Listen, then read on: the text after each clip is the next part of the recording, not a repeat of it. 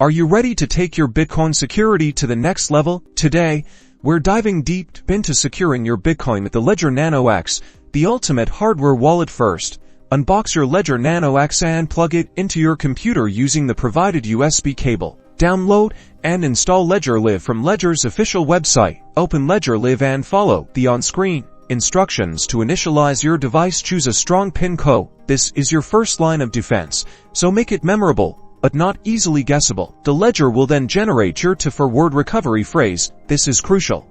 Write it down carefully on the provided recovery sheet and store it in a safe, secure location.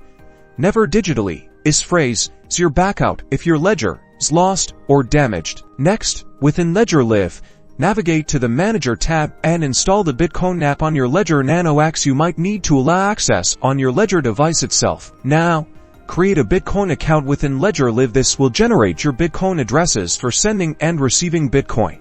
To send Bitcoin, enter the recipient's address in Ledger Live.